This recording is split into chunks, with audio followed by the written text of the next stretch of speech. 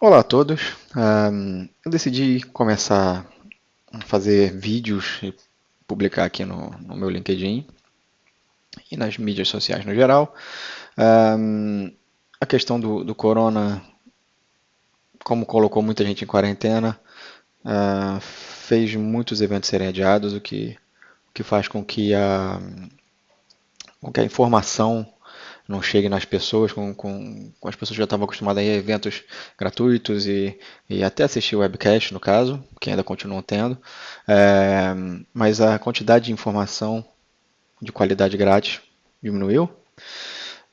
Dessa forma, eu tive também que adiar algumas palestras que eu ia fazer e decidi gravar vídeos sobre coisas básicas introdutórias para poder, além de continuar trazendo informação, ajudar pessoas que estão querendo entrar nesse mundo da cloud, das bases de dados. Então, nesse primeiro vídeo aqui, eu vou fazer uma introdução breve sobre Virtual Machines no Azure. Vai ser mais ou menos uma série, esse aqui é o vídeo, a parte 1 do vídeo. Sobre mim, para quem não me conhece, meu nome é Murilo Miranda, eu trabalho na DataStax, sou Cloud Engineer da DataStax.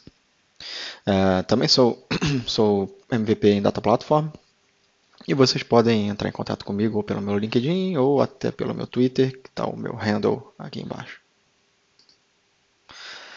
Sobre essa apresentação, ela é, como eu já disse, uma introdução às VMs no Azure e ela está dividida em 5 partes. Primeira vai ser uma introdução geral sobre as VMs no Azure, seguida do processo e opções para se criar uma VM no Azure. Conceitos e ferramentas relacionadas com a escalabilidade e confiabilidade nas VMs da Azure, infraestrutura de redes aplicada às VMs da Azure e, finalmente, alguns rápidos conceitos adicionais. Nessa primeira parte, nós vamos falar sobre a introdução, fazer uma introdução e falar sobre como se cria, como se aprovisiona uma VM no Azure. Então, para começar, quais seriam as vantagens de ter uma VM no Azure? Existem 3 áreas onde as VMs podem trazer uma significativa vantagem. É, isso pode parecer um pouco de marketing, mas para quem nunca teve contato com a cloud, isso realmente são vantagens que existem, não apenas na cloud da Microsoft, mas em outras clouds também. Obviamente, cada uma tem os seus pontos fortes e seus pontos fracos, e daqui nós estamos tirando os pontos fortes do serviço de infraestrutura como serviço no Azure. Tá? O primeiro ponto aqui é a liberdade de escolha, sendo que os utilizadores podem escolher imagens que são frequentemente atualizadas, ou mesmo preparar e fazer upload das suas próprias imagens. Esse upload pode ser uma imagem para servir de base para múltiplas VMs ou para uma VM específica. Vale a pena lembrar também que existe a possibilidade de se utilizar extensões que poderão ser úteis para criação e para execução de tarefas no processo pós-deployment. O segundo ponto aqui é a escalabilidade e a confiabilidade. É possível a escolha de configurações das VMs, como CPU, RAM, disco, etc., o que é um senso comum entre as clouds no geral. E isso pode ser, os recursos que nós escolhemos têm que ser adaptados às necessidades do workload que nós esperamos para a VM. Ou seja, você tem que saber o que você vai querer executar antes de criar. Obviamente, você pode fazer um scale up ou scale down. Isso é uma coisa inerente à cloud. Você pode sempre melhorar os recursos ou piorar os recursos que você tem disponível na sua VM. Consequentemente, você vai pagar mais ou menos pelaquela VM, mas é sempre bom ter ali um estudo antes do workload. Ainda é possível se adicionar mais discos conforme a necessidade, dependendo do tier da VM. Tem algumas que não deixam, são as mais básicas. Tem outras que deixam e, obviamente, existe sempre um limite ali. O limite pode ser alto ou não. Isso tem que se perceber ali o que é necessário também, qual é a arquitetura que você quer montar. Também é possível usar uma coisa chamada VM Scale Set, de forma a conseguir escalabilidade horizontal. Isso é um conceito um pouquinho mais avançado, a gente mais na frente vai falar disso. O ponto número 3 aqui é o acesso e segurança. A Virtual Machine pode ser colocada numa rede isolada pode ser colocada também numa topologia mais complexa ou até mesmo estender essa rede até on-premises, no seu data center local. Ou mesmo em outras redes do Azure. Isso aí é uma coisa que eu nem ia falar, mas vale a pena mencionar que você pode criar várias virtual networks no Azure, várias redes virtuais em recursos diferentes, em resource grupos diferentes e ligar, fazer uma ligação entre elas, né? Abrir a conectividade entre resource grupos. Ok, vamos falar agora sobre como aprovisionar uma VM.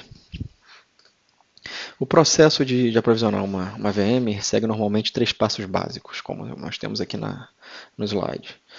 O passo número 1 é escolher a imagem que poderá ser proveniente de uma galeria de imagens ou uma imagem personalizada.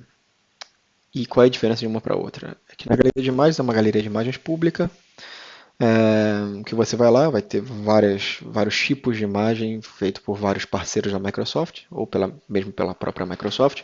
Você pode escolher aquela imagem base e seguir com a criação da sua máquina. Ou você pode fazer uma imagem personalizada, que é nada mais nada menos do que você criando, fazendo uma instalação, por exemplo, no Hyper-V, no seu computador, ou mesmo de um servidor virtual que você tem na sua empresa, e fazer upload dessa imagem para o Azure. E assim você pode criar VMs baseadas nessa imagem personalizada. Existe uma, uma funcionalidade, poderia dizer, chamada Templates ARM, que ajuda também a gente a fazer a automatização e a criação dessas VMs. E a gente vai falar um pouquinho mais à frente disso, mas só fica aí na sua mente que a gente pode ir pelo portal, escolher uma imagem da galeria, ou a gente pode usar um template ARM para definir qual vai ser a estrutura da virtual machine que nós vamos criar. Seguindo para o passo 2, nós temos que definir o tamanho da virtual machine e as características de performance. É muito importante saber o propósito da VM, como eu já disse, de forma a definir a família de VM a ser utilizada. Como nós temos aqui, nesse slide, nós temos aí 5 famílias, principais 5 famílias, que são General Purpose, Compute Optimized, Memory Optimized, GPU e HPC, que é High Performance Compute. Cada uma dessas famílias tem características específicas para o seu grupo. Existem VMs que dão mais ênfase à alocação de memória, outras ao CPU, outras a disco, outras tem discos ephemeral, que são rápidos, porém voláteis. Isso é uma questão para a gente falar num próximo tema, mas antes de se criar uma VM, tem que se saber o workload. Baseado no workload, você vai ser guiado para uma família, e dentro dessa família você vai escolher o que melhor se encaixa com as suas necessidades. O terceiro passo é um passo que parece que é um passo simples e óbvio, que é fazer o boot da VM, que é iniciar a VM pela primeira vez, mas isso tem um propósito. Quando você inicia a VM pela primeira vez, ele vai finalizar o processo de criação dessa VM. Vai alocar um IP público, vai criar o disco, vai colocar lá num host de VMs ali por trás. E principalmente no sistema operativo, vão ser feitas tarefas ali de configuração que são feitas na primeira vez que você inicia o sistema operativo.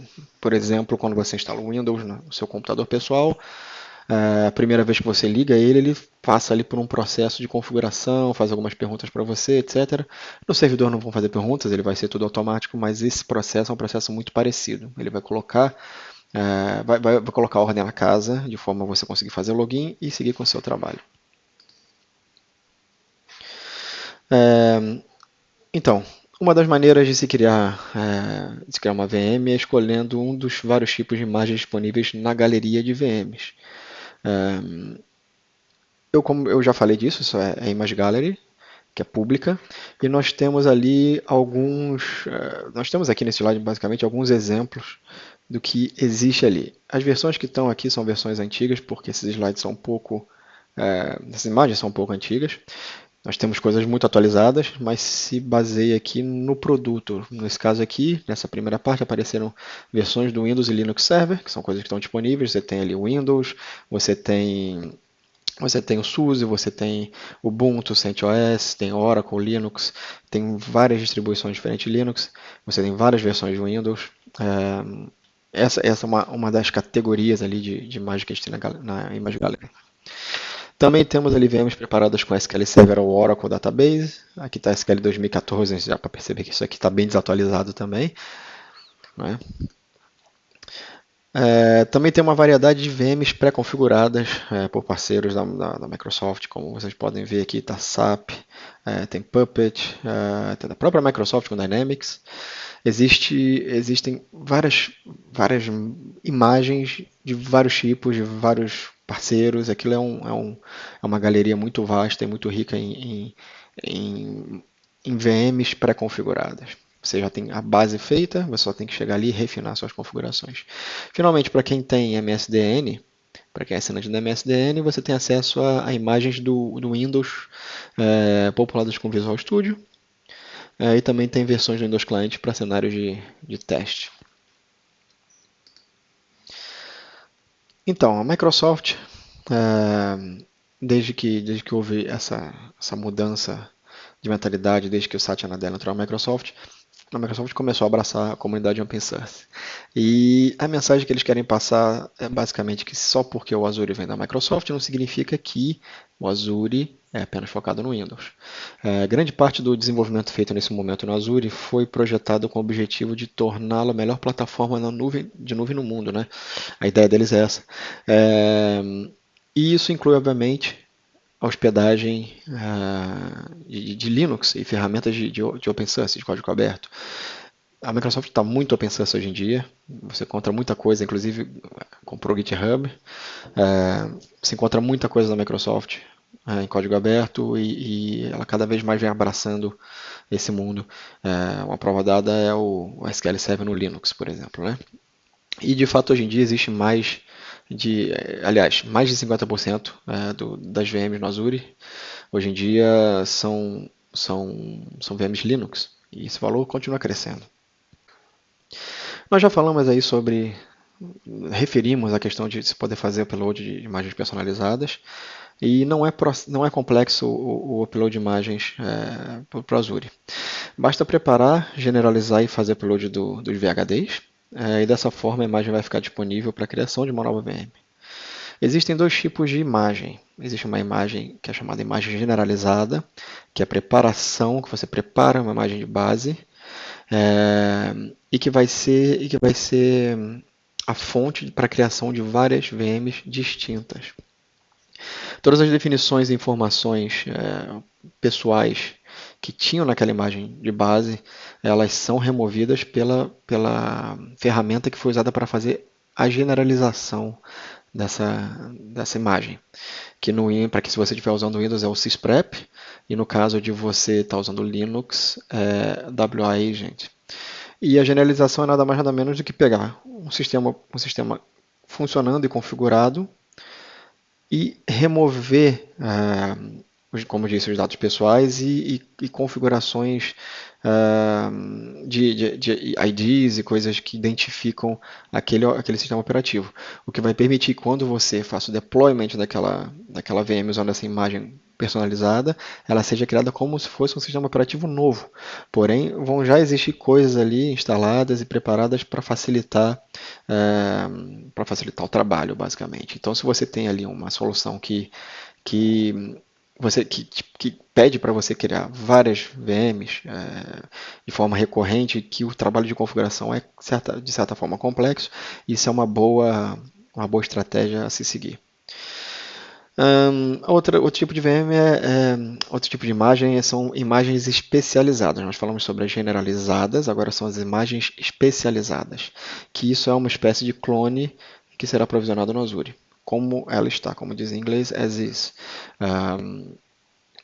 Que seria, por exemplo, você fazer uma imagem do seu computador pessoal, fazer upload dessa imagem sem fazer a generalização, sem usar o sysprep ou WA Agent, e e criar uma VM com a imagem do seu computador. Você vai ter exatamente o que você tem na sua máquina agora, rodando numa VM do Azure.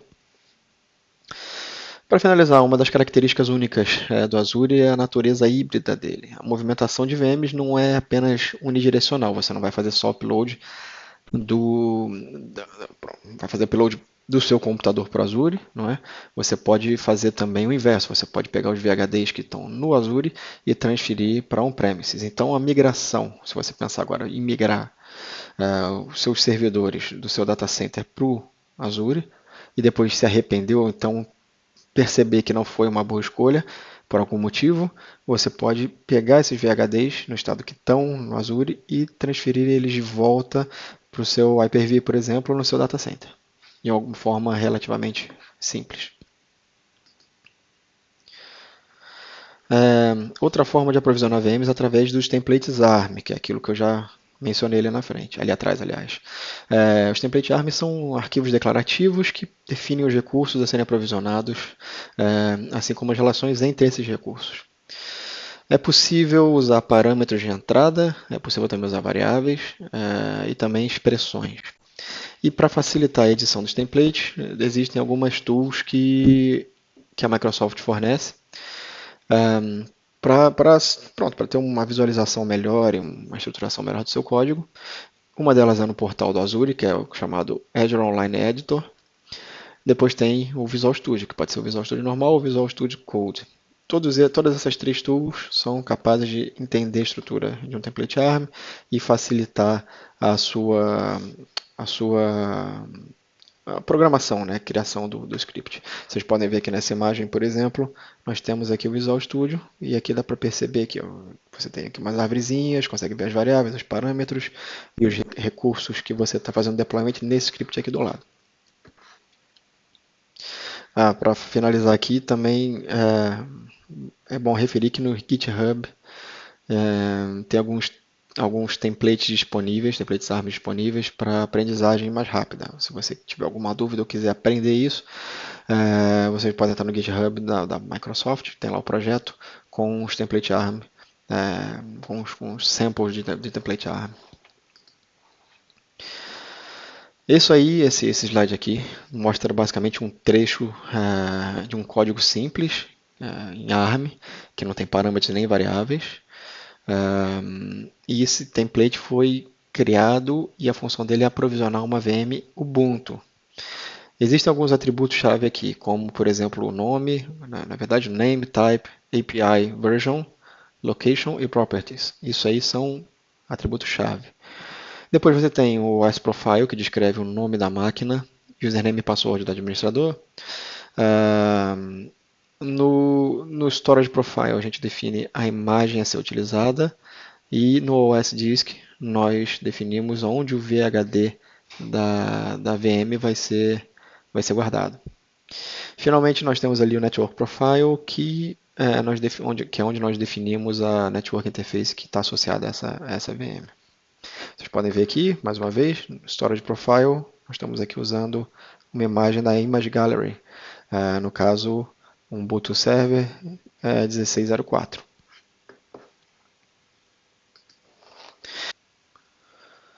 Então, esse slide aqui mostra o esqueleto básico que cada modelo ARM contém.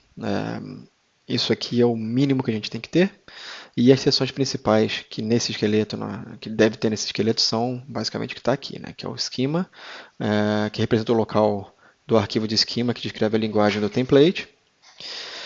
Depois a gente tem que falar a versão da instância do template que a gente está usando, que é o content version, seguido pelos parâmetros, que são valores fornecidos que são fornecidos durante a execução para personalizar a criação.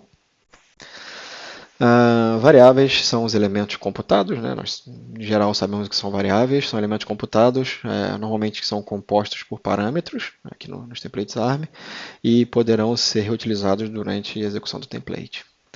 Temos também os resources, que são as definições dos recursos que estão sendo criados ou atualizados nesse template, e output, que são os valores retornados após a execução desse template.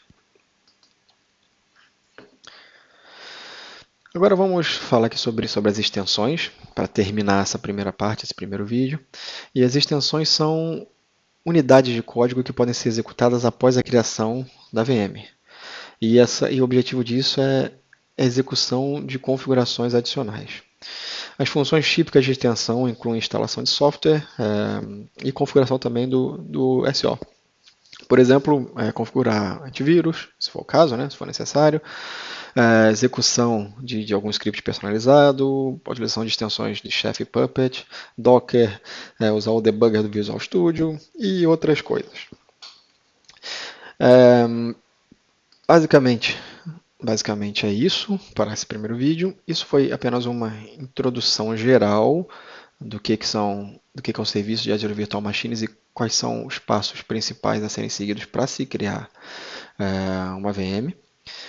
Também falamos sobre alguns recursos extra e opcionais que nós podemos utilizar, como por exemplo as extensões e também os ARM template. Nós podemos usar o portal para fazer esse deployment, nós podemos usar o Azure CLI para executar comandos e criar uma VM através da linha de comando, e também podemos usar os templates ARM, que vão ser basicamente um esqueleto, uma estrutura do que nós estamos criando.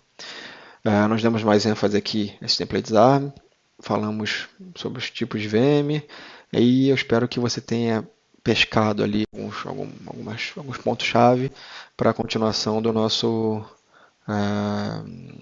dessa nossa série.